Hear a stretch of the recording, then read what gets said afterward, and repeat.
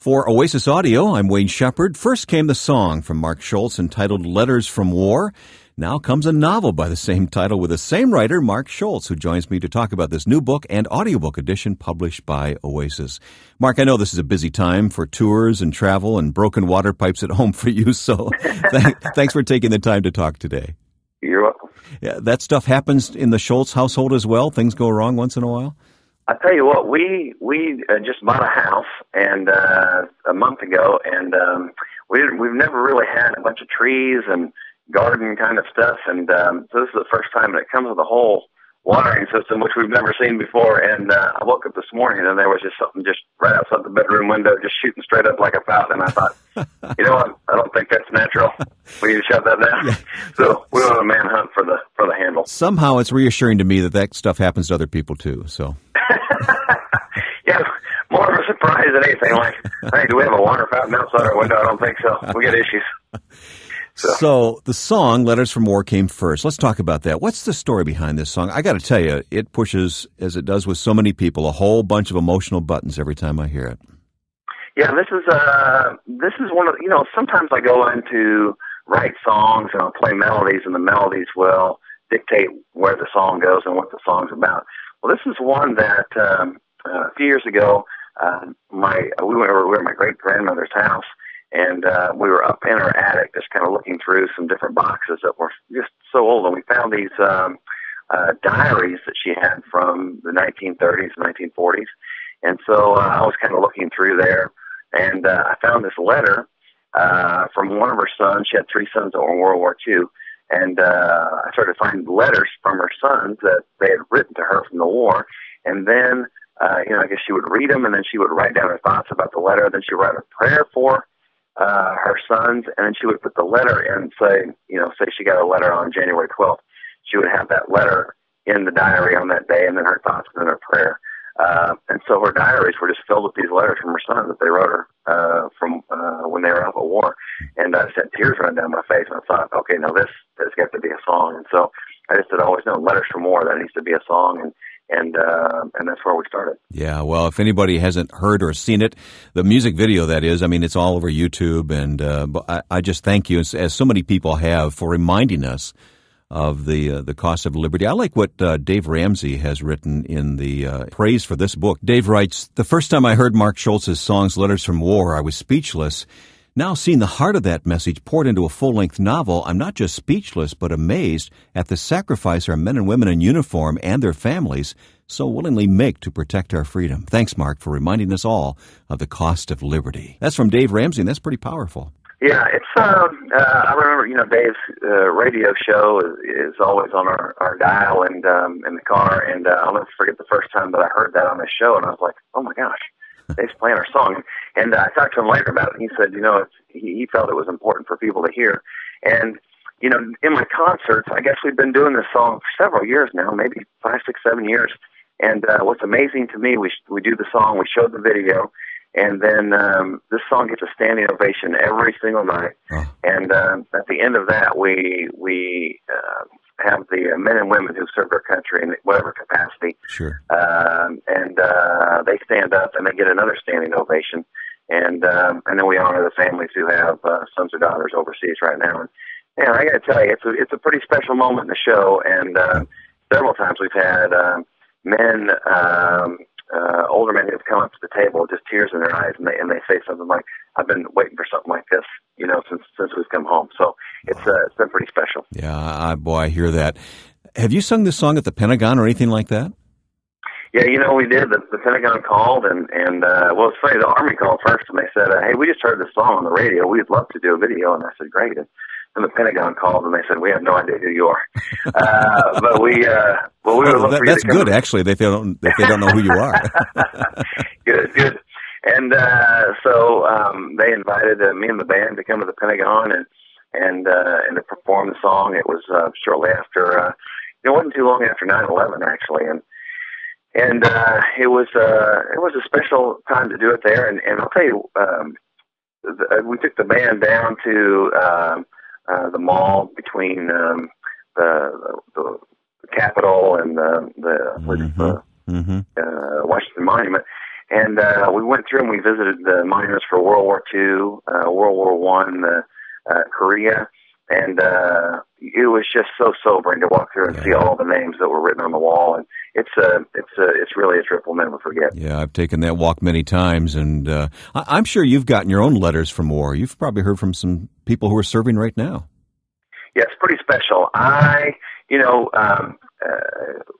This is a video, the song they play, for the longest time. I don't know if they still do it, but they were playing it when the troops would go to Kuwait before they would leave to go to Afghanistan or to Iraq. And sometimes I'll be at the airport. I'll be at Atlanta airport, and the servicemen and women will be, coming back. And we'll stop and tell them thank you for all that they're doing. And every once in a while they'll say, hey, we know you, because your video is the last one we saw before we went to Iraq. Yeah. And it's just a reminder to be safe, and that we had people at home cheering for us. And that is awesome. And I'll tell you one special thing that happened. I got a letter from a mom who had a son serving. He was going through boot camp in San Antonio at Lackland Air Force Base. And she said, if you've never been here, you need to come and see this. She said it was a graduation Sunday in a church service. And she said, probably throughout the day, there's probably 10,000 airmen who come through here. But the first thing they do at the beginning of their services, after the airmen all sit down, the parents are standing in the back. And all, throughout the day, these 10,000 airmen will stand up. They'll put their arms around each other as the song starts to play, Letters from War. And they sing it so loud you can't hear anything else in the chapel. They're just singing this. And every parent, she said, every parent in the back of the room just has tears rolling down their face. And so we actually got to go and perform the song. But the general told me, he said, hey, before you go up there and sing the song for them, this is such an important song for them, we want you to stand at the back and just watch what happens. And sure enough, they started the video, and the soldiers or the airmen stood up and started to sing. And at the end, they had me go up there and say, hey, we want to do it again, and with Mark singing it. So I thought, what an honor. I'll sing it for them. Well, as soon as I started singing, they all stood up, and they were singing the song back to me so loud that I was the one that had tears running down my face. I was going to say, I got choked up. How do you make it through those moments? I don't know if I could hold it together. No, I ducked out. I just started playing the piano and just let them take it from there. And it was to see how much of a difference that made, and to do concerts after, in the months after, and have people come up and say, this song was the only thing that got me through basic training, It's so we look forward to Sundays for that one time, and that was a special time for them. And, for me, the reason for writing this book and the reason for writing the song now is I see what an encouragement it is to the families and the soldiers, and that's if I can make some sort of a sacrifice for the sacrifices that they made for me, that's an honor for me. Yeah, well, you've really touched the American soul with this song. And now the book, the novel, Letters from War. You say this book is dedicated to the men and women who have served in the military, past, present, here or overseas, and to their families. We are humbled and grateful for the sacrifice you have made. That reflects your heart in putting this whole thing together. So whose idea was it to make a novel out of this? Well, we kind of saw, just from doing the song in concert, we thought, wouldn't it be neat if, because the song itself is placed in the World War II time. Even the video that the Army made, was kind of vintage World War II time. And we thought, wouldn't it be neat to be able to, you can't rewrite the song, but what if we could just take the story behind the song and the heart of the song. And what's great about this story is after reading all the letters, when I wrote the song, the ending is different than, and the book is different than the song, because I couldn't put all of that into one song. And so I thought, man, we still got the great punchline ending for this that's different than the song, and we can put it in modern times and make it more of an Afghanistan book for modern times, so that families who are going through this real time can say, gosh, this is something current we can hold on to. Yeah, well, I know some families who have loved ones in the fray right now, and I'm going to make sure they get a copy of this book. Ever have an opportunity to write before like this, or was this the first time out? I would say I'm a big stories behind the songs guy. I mean, all the songs that I have that have done really well have been based out of real life and real life experiences. And so one of the thrills that I had early on after my first couple, 3 or 4 records, people would say, hey, we love coming to your shows for the songs, but almost as much we love the stories behind the songs. And so I thought, well, that's a great idea. Why don't I just write down all the stories behind all these songs?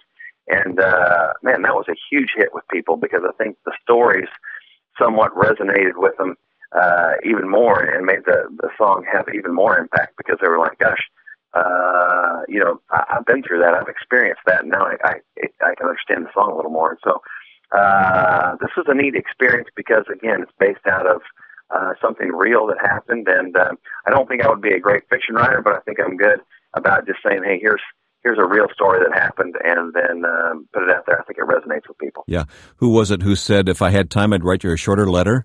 Which is easier, writing a song and condensing everything, or writing a novel like this, I wonder? I would say for me, it's definitely the song. I think that's where I find my gifts and melodies, and that's what I love. I think writing a book is amazingly difficult. I guess people have different skill sets and whatnot. I think I know for sure that I can do concerts, and people can come to concerts and say, hey, you really feel like you were at home on stage. I don't think that people are going to come watch me write a book and go, man, you are really at home, crumpling up that piece of paper and throwing it away and starting over, and then trying another one, and then trying it over. So it's more difficult, I think, to write. Well, I know you have a lot of fans out there, Mark, and you've been at it a few years now, but for some who may not be familiar with you, where did this all begin for you, the songwriting and singing like this? Well, I grew up in Kansas, in a small town in Kansas, and I loved music, and I loved to sing, and as I got through college, I started to write songs, sing more songs, and I graduated with a marketing degree from Kansas State University, and I told my parents, I think I want to try to go to Nashville just for a year and see if I can make writing songs and performing and getting a record deal. And they said? You're crazy. But they said, no, I'll tell you what had happened. They thought, gosh, you got a good thing going here with the degree, son. You might want to stick to that. But I had written a song and performed it in college with a group, a music group from the university that I was with. And the song was about my grandfather on the other side of the family, about hanging out with him for the summers and just our conversations. And I played that at a concert in my senior year in college, and there wasn't a dry eye in the place, and my parents came up to me and they go, okay, you need to go. You need to go give it a try. So, 1 year turned into 2 years, and 2 years turned into 3 years, and that turned into 5 years. And I was a youth director at a church, and what a great experience this was for me. I thought, I'm here to do music, not be a youth director at a church. Kids, I'm allergic to kids, I think. But it gave me great context for things to write songs about. And one time, a guy at the church, his wife said, "Hey, your shows at the church are getting too big. Why don't you try the Ryman Auditorium, the Grand Ole Opry?" And so I booked it out, and she was kidding, and I didn't know it. So here it cost $20,000 to put on a concert there, and I wasn't making that much money as a youth director. So once I realized how much money this was going to be, I thought, this has got to work. So we just went and sold as many tickets as we could and gave away a free live CD that I had made with it, and just hoped people showed up. And the youth minister who I'd grown so fond of became a mentor to me and really cheered me on. Went out and looked at the audience and he said, "Are you ready to go out?" And he didn't tell me how many people were out there. I just, was hoping that more than 200 people would be there. And he walked out on stage and said, "We're here tonight because there's a kid from Kansas who came to Nashville with a dream, and he surrounded himself with people who were just crazy enough to believe it might come true." And he said, "Welcome to Mark Schultz at the Ryman," and the curtain came up and it was packed. There were 2,500 people there, and the record company that I had invited was there as well, and I got a record deal right after the show. Yeah. Well, you see, that marketing degree came in handy, didn't it? I guess it did. It paid off in the right moment for me, so I guess it was not a bad idea. Maybe God knew what he was doing after all. I guess so. Mark, tell me about your family. Yeah, I'm married right now. My wife and I haven't seen each other, and this year we get to see each other. We took some time off, but my wife is an OBGYN. I say she catches babies for a living. She's a doctor, and just went through 4 years of residency and 4 years of medical school before that. And so once she did her first week of residency and was, it was over 100 hours, she looked at me and she said, you might want to go tour and do something because you're not going to see me for 4 years. So we just finished that about a year ago, and this last year we've taken off a lot of time. And it's just invested in our marriage. It's been wonderful. Good. And so we're hoping, now that we're seeing each other, maybe there'll be some kids coming around the corner. Yeah, it usually works that way. All right. Yeah. And you are on tour. By the way, the website you have for people to check into what's the latest with you and to keep up with your tour schedule is markschultzmusic.com. Anything else we should know about in terms of how to get in touch with you and keep up with what's going on in Mark Schultz's life? You know what I'm kind of excited about is in September, we're doing a full-fledged tour called the Letters from War Tour. It's honoring the troops and promoting the book. And we're starting to put some videos together that I think will be very appealing and moving for that show. And so that runs through September and October, and we'll be in several different places around the country. So really excited about that. I can see why. MarkSchultzMusic.com is the website. Mark, I sure thank you not only for your time today, but thanks for your heart. Thanks for these great songs that you write and sing for us. And now for this book, Letters from War. We sure appreciate it. Hey, thanks so much for your time. Mark Schultz. For Oasis Audio, I'm Wayne Shepherd.